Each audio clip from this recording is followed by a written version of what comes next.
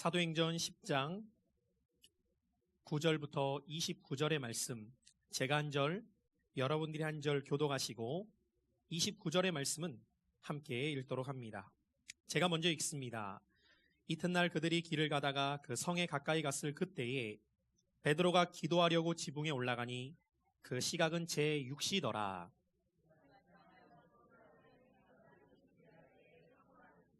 하늘이 열리며 한 그릇이 내려오는 것을 보니 큰 보자기 같고 내 귀를 메어 땅에 들이웠더라.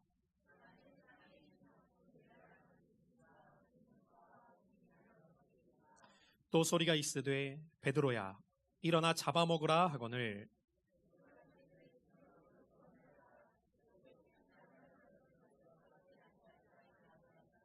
또 두 번째 소리가 있으되 하나님께서 깨끗하게 하신 것을 내가 속되다 하지 말라 하더라. 베드로가 본 바 환상이 무슨 뜻인지 속으로 의아해 하더니 마침 고넬료가 보낸 사람들이 시몬의 집을 찾아 문 밖에 서서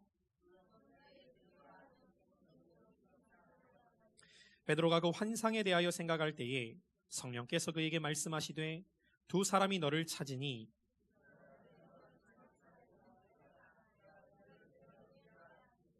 베드로가 내려가 그 사람들을 보고 이르되 내가 곧 너희가 찾는 사람인데 너희가 무슨 일로 왔느냐?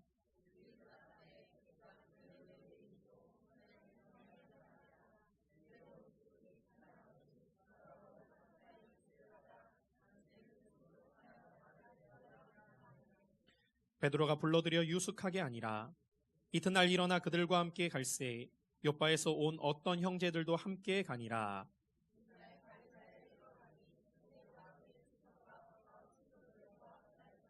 마침 베드로가 들어올 때에 고넬료가 맞아 발 앞에 엎드려 절하니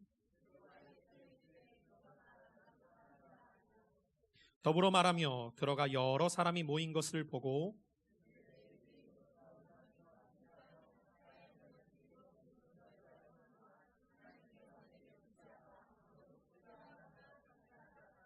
함께 부름을 사양하지 아니하고 왔노라. 묻느니 무슨 일로 나를 불렀느냐. 아멘. 오늘도 주의 전에 나와 주일 아침 예배를 드리는 여러분 모두에게 주의 말씀이 들려지는 은혜의 시간 되시기를 주님의 이름으로 축복합니다. 오늘은 말씀을 전하기에 앞서서 짧은 영상 하나를 준비해 봤는데 우리 이 짧은 영상 하나를 보고 말씀을 나누도록 하겠습니다. 이 그림을 보면 이 사람은 어떤 사람 같아 보이시나요? 혹시 우울증 같은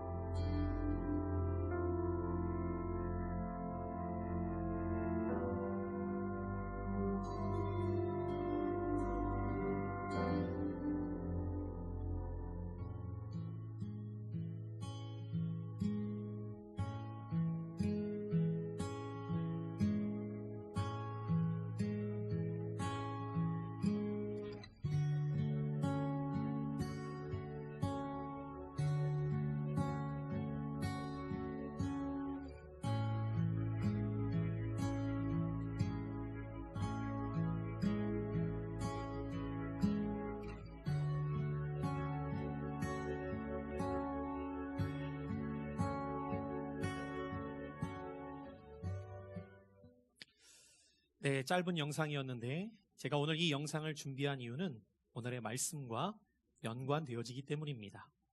저는 오늘 이 아침 말씀의 제목을 부흥은 편견을 넘어설 때에 임한다. 이와 같은 말씀의 제목으로 하나님 말씀을 증거하도록 하겠습니다. 우리는 오늘 사도행전 10장 9절부터 29절의 말씀을 함께 읽었는데 사도행전 10장 전체의 말씀을 오늘 우리가 살펴볼 것입니다. 사도행전 10장의 말씀은 교회사적으로 매우 중요한 말씀입니다.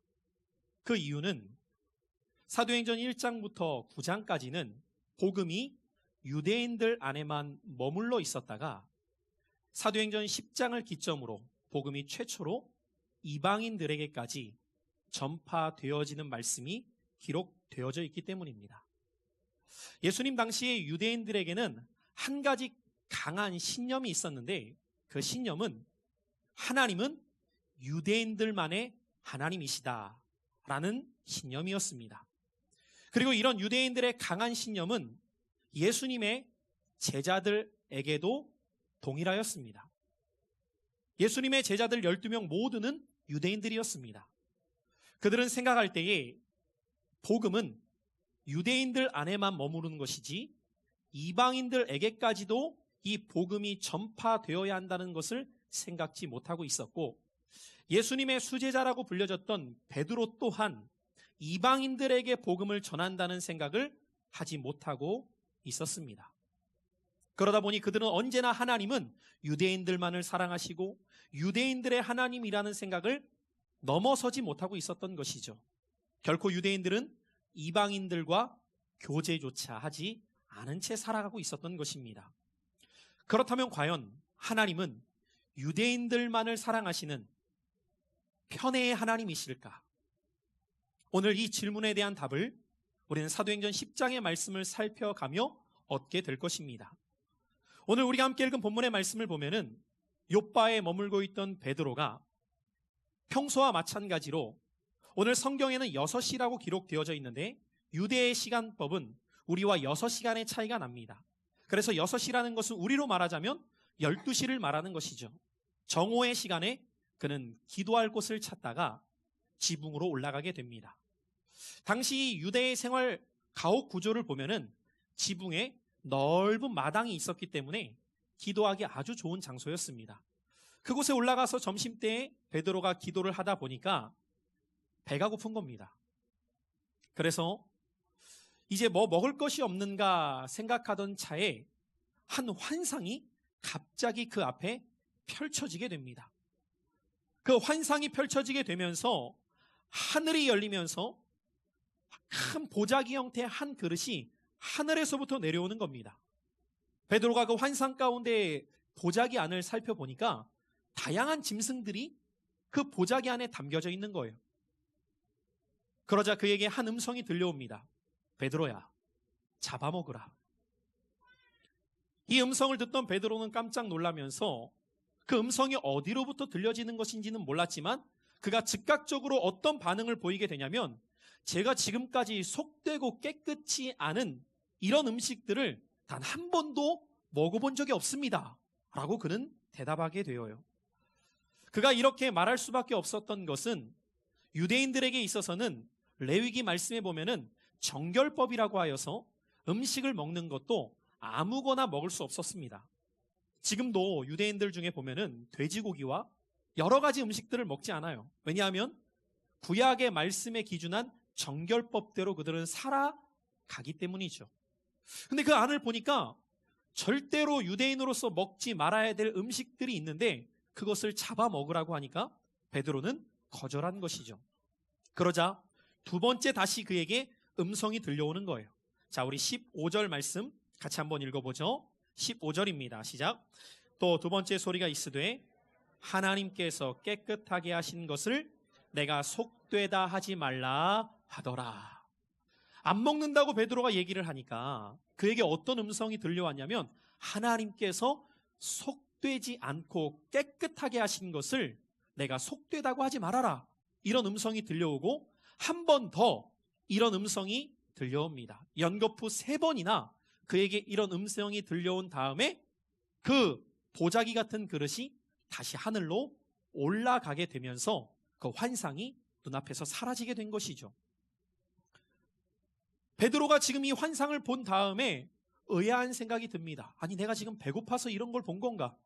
아니면 도대체 이 환상이 의미하는 것이 무엇일까? 그가 의아해하며 한참을 생각하고 있는데 때마침 그가 이 환상을 본 직후에 가이사랴에 있던 로마의 백부장 고넬료가 보낸 사람들이 욥바에 머물고 있던 베드로에게 도착하였다고 성경은 기록하고 있습니다. 자, 여러분 보십시오. 지금 베드로가 옥상에서 기도하고 있는 중에 이 환상을 보게 되었고, 환상이 끝나자마자 가이사랴에서 욥바까지 고넬료가 보낸 사람들이 찾아와 도착한 것이죠. 이것은 결코 우연히 일어난 사건이 아닙니다. 이 모든 과정을 성령님께서 인도하고 계셨던 것입니다. 여러분, 우리는 이 말씀을 보게 될 때에 베드로만이 아니라 우리의 삶에 일어나는 모든 사건들은 우연이 아니라는 것을 하나님의 백성들은 깨닫고 살아가야 할 줄로 믿습니다. 여러분, 우리가 누구를 만나는 것조차도 결코 우연이 아니에요. 성령님의 인도하심이 그 가운데 있습니다. 우리가 어떤 특별한 경험을 하게 되는 것도 갑자기 일어난 우연이 아니에요. 그 속에 성령님의 인도하심이 있다는 것을 우리는 깨닫는 자들이 되어야 할 줄로 믿습니다. 그래서 여러분들, 하나님의 섭리와 계획 속에 살아가는 것이 우리네 인생인 것이죠. 가이사랴에서 욥바까지 온 사람들이 베드로를 찾기 시작하였고, 베드로는 여전히 이 사람들이 도착한지는 모르는 상태에서 옥상에서 자신이 꾸었던 그 환상, 보았던 그 환상이 어떠한 의미인가를 생각하고 있었어요. 자, 19절로 오늘 20절의 말씀 계속해서 이어집니다. 19절부터 20절을 읽어봅니다. 베드로가 그 환상에 대하여 생각할 때에 성령께서 그에게 말씀하시되 두 사람이 너를 찾으니 일어나 내려가 의심하지 말고 함께 가라. 내가 그들을 보내었느니라 하시니. 여러분, 지금 베드로가 이 환상에 대해 생각할 때 성령의 음성이 계속해서 그에게 들려지게 된 것이죠. 같이 한번 따라해 봅시다. 기도하는 사람은 성령의 인도함을 받게 됩니다. 여러분, 기도가 왜 중요한지 아십니까? 기도하는 사람은 성령의 음성을 듣게 되고, 기도하는 사람은 앞서 일하시는 성령님의 인도하심을 받기 때문이에요. 저는 오늘 이 말씀을 듣는 여러분 모두가 다 지식적으로 종교인이 되어서 신앙생활하는 것이 아니라 정말 성령님의 음성을 듣는 신앙이 되시기를 축복합니다. 정말 성령님의 인도하심을 받는 생활이 되시기를 소망합니다. 왜냐? 앞서 일하시는 성령의 인도하심을 받게 될 때 우리의 인생은 놀라운 열매를 거둘 수 있기 때문이에요. 그래서 기도가 중요한 거예요. 만약에 베드로가 기도하지 않았다면 이 환상을 보지 못했을 거예요. 만약에 베드로가 기도하지 않았다면 성령의 음성을 듣지 못했을 것이고 성령의 인도함을 받을 수 없었을 것입니다. 그런데 그가 기도할 때에 성령님께서는 베드로에게 지금 일어날 일에 대해서 앞서 말씀하고 계시는 겁니다. 그러면서 베드로에게 말씀하시는 그 성령의 말씀 가운데 우리가 주목해야 될 부분이 무엇이냐면, 성령님께서는 베드로에게 의심하지 말고 라고 말씀하고 계십니다. 오늘 20절에서 일어나 내려가서 의심하지 말고 온 사람들과 함께 가라고 성령님은 말씀하고 계십니다. 여기에서 의심하지 말고 라는 말씀 속에서는 지금 베드로가 그들을 만날 때에 온 그들을 바라보면서 베드로가 편견을 갖게 될 것을 이미 아셨기에 이런 말씀을 베드로에게 주고 계시는 거예요. 오늘 여기서 의심하지 말고라는 뜻은 편견을 갖지 말아라 라는 의미와 동일합니다. 오늘 성령께서는 앞서 그에게 이 말씀을 주신 다음에 이제 베드로가 옥상에서 밑으로 내려오게 되었을 때에 지붕에서 내려온 베드로는 자신을 찾던 사람들을 만나게 되어요. 그리고 그들에게 묻습니다. 내가 베드로입니다. 어떤 일로 저를 찾고자 했던 것입니까? 라고 자신을 찾아온 사람들에게 말하자 그 사람들이 베드로를 찾아온 이유에 대해서 말합니다. 저희는 가이사랴라는 곳에서부터 여기까지 왔습니다. 저희를 보낸 분이 계시는데 저희를 보낸 분은 백부장 고넬료이십니다.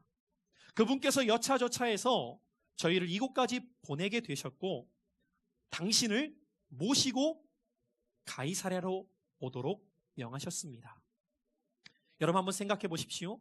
만약에 성령께서 앞서 베드로에게 음성을 주시지 않았다면 이들의 말을 듣던 베드로는 결코 이들과 함께 가이사랴까지 가지 않았을 겁니다.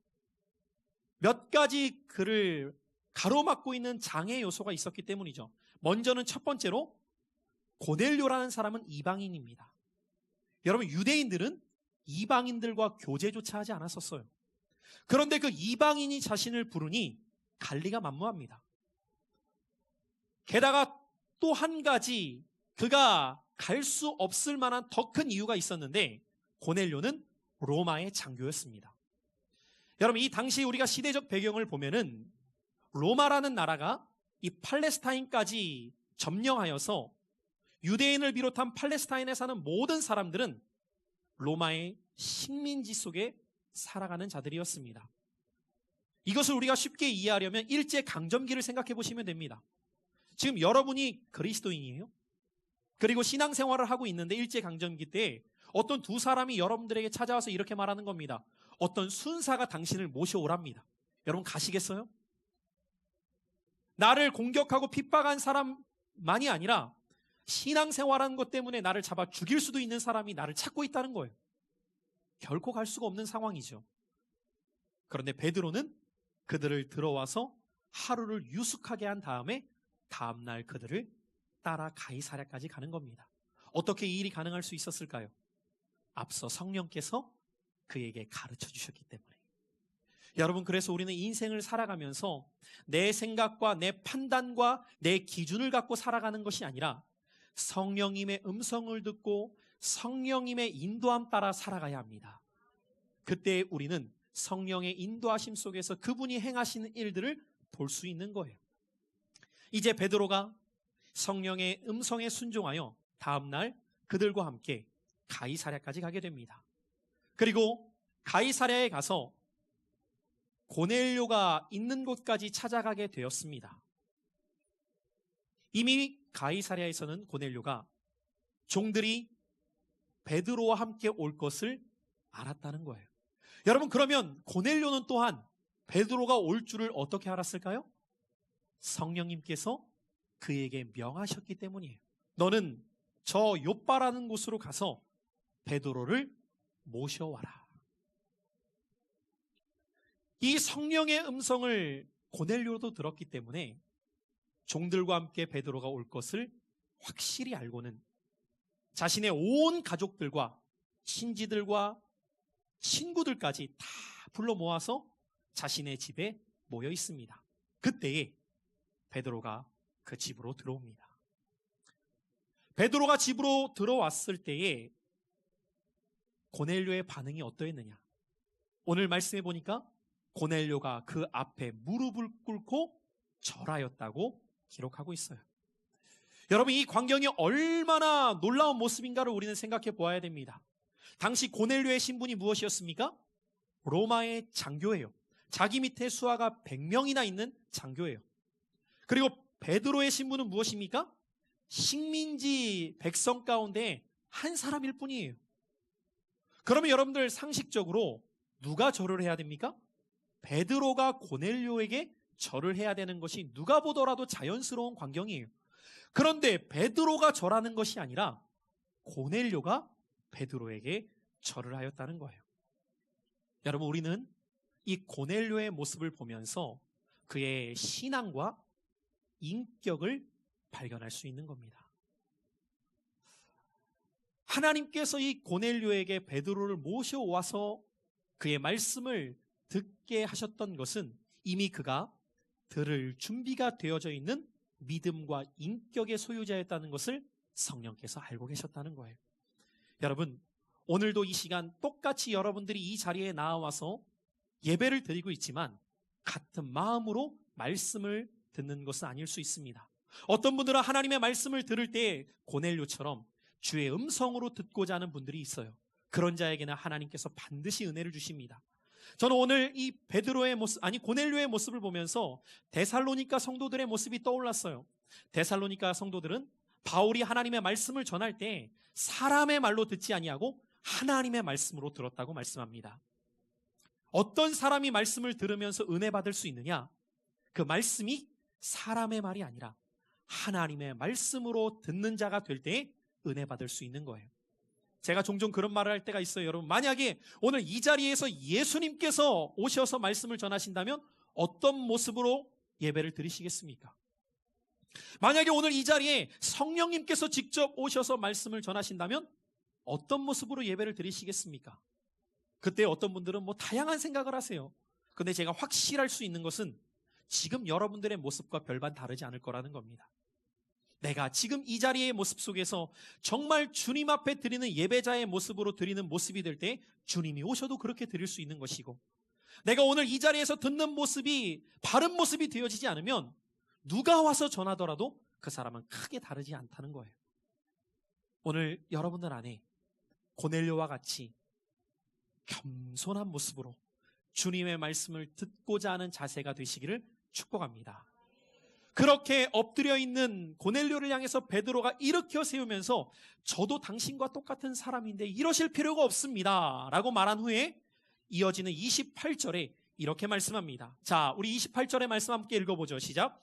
이르되 유대인으로서 이방인과 교제하며 가까이 하는 것이 위범인 줄을 너희도 알거니와 하나님께서 내게 지시하사 아무도 속되다 하거나 깨끗하지 않다 하지 말라 하시기로. 여러분, 이 말씀에 보면은 앞선 환상을 베드로가 봤을 때 그 환상이 뭘 의미하는지 그때는 몰랐어요. 그런데 지금 이 28절에 보니까 베드로가 지금 이 환상이 뭘 하나님께서 내게 말씀하시고자 하는가를 깨달은다는 말씀을 하고 있다는 거예요. 성령의 음성을 듣고 그 인도하심 가운데 따라가 보니까 성령께서 내게 음식을 통해 이방인들과의 벽을 허무시기를 원하는구나, 이것을 발견하게 되었다는 거예요.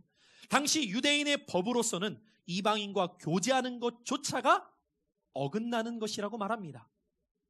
그러나 그가 오늘 그 환상을 통해 하나님께서 이 벽을 허무시기를 원하신다는 것을 깨달았다는 거예요. 여러분, 하나님께서는 벽을 허무시는 분이십니다. 하나님께서는 우리가 누군가를 향해 벽을 세우기를 원치 않으십니다. 하나님께서는 우리가 누군가를 향해 편견을 갖기를 원치 않으시는 분이십니다. 하나님은 편애하는 분이 아니시라 모든 사람을 사랑하는 분이시기 때문이에요. 그래서 하나님이 세상을 이처럼 사랑하셨다라는 말씀은 유대인들만에게 해당되어지는 말씀이 아니라 모든 사람을 향한 주님의 말씀이라는 것입니다. 사도 바울은 로마서 3장 29절을 통해 이렇게 말씀해 줍니다. 같이 한번 이 말씀 읽어봅니다. 하나님은 다만 유대인의 하나님이시냐, 또한 이방인의 하나님은 아니시냐, 진실로 이방인의 하나님도 되시느니라. 할렐루야. 여러분, 만약에 하나님께서 유대인의 하나님만 되셨다면 저와 여러분들은 절대로 구원받는 백성이 될 수 없습니다. 우리도 이방인이기 때문이죠. 그러나 하나님은 유대인의 하나님만이 아니시라 모든 이방인의 하나님이십니다.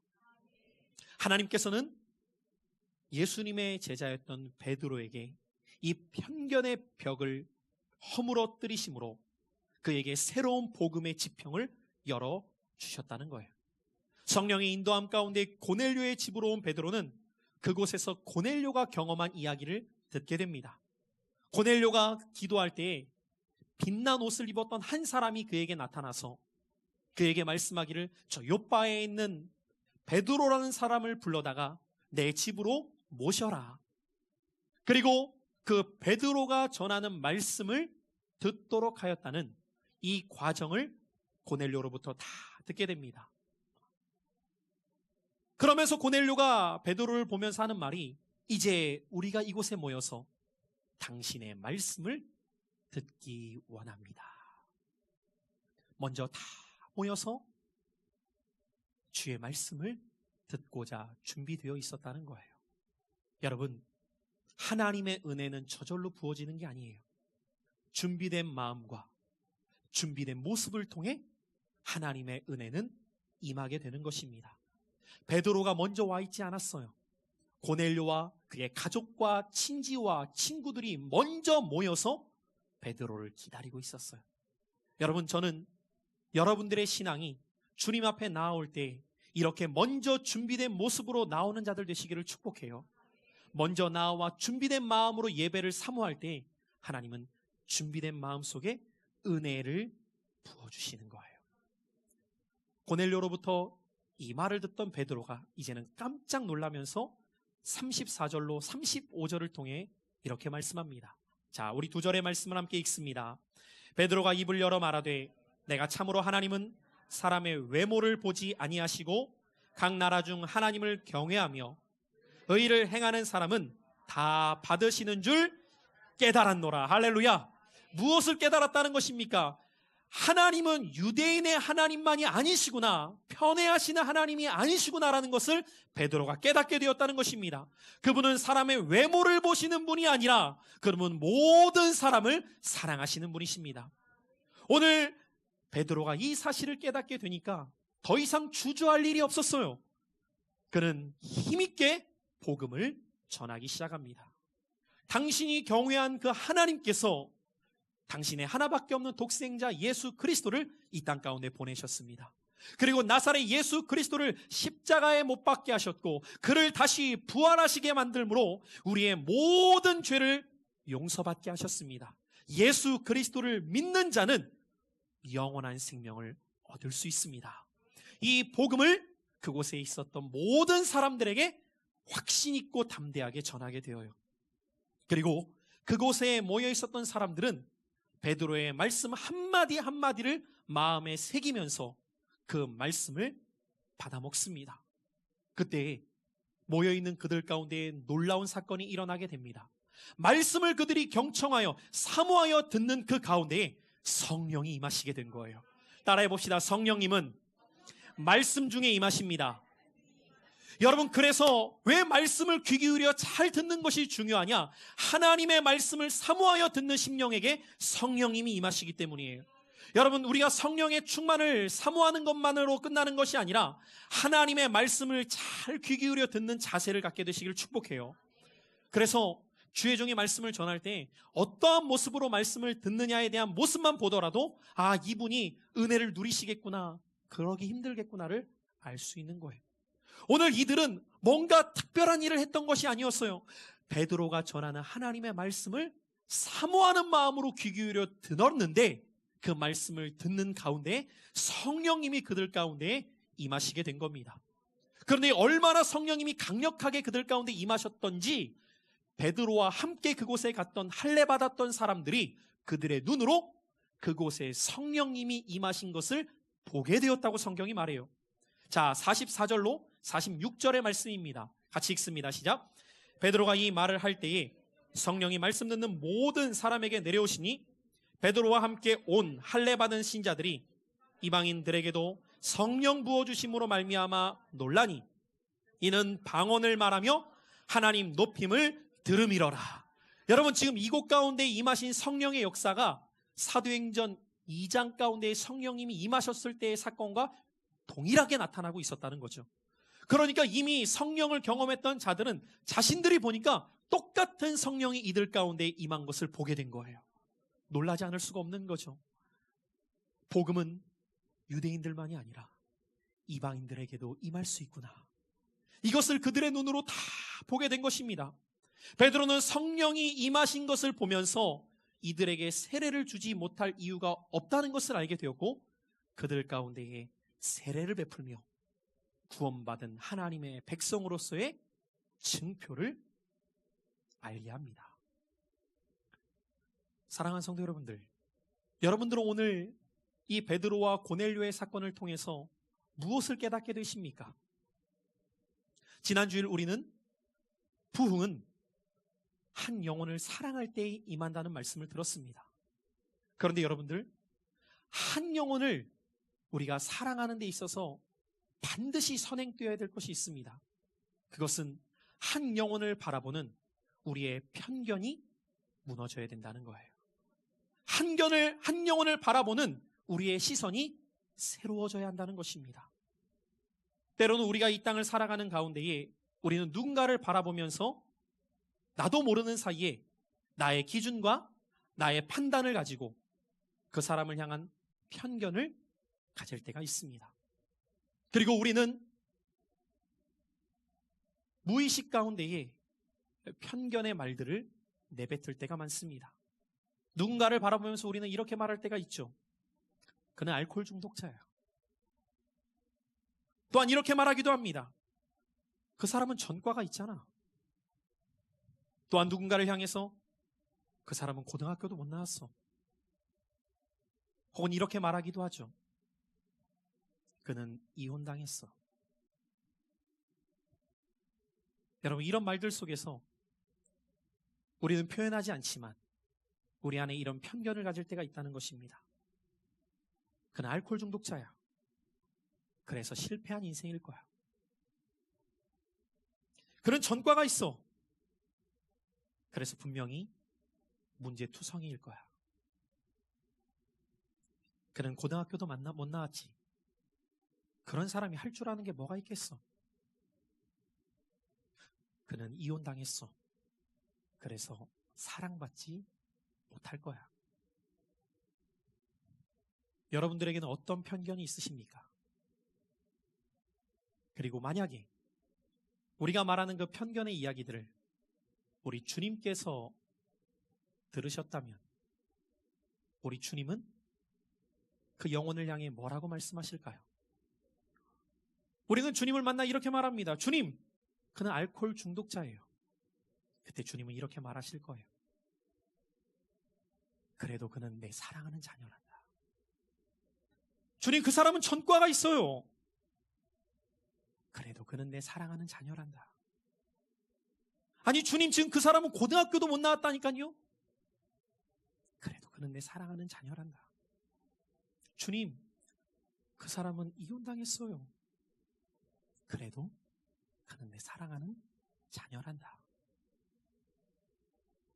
여러분들은 누군가를 바라볼 때 어떤 시선으로 바라보고 계십니까?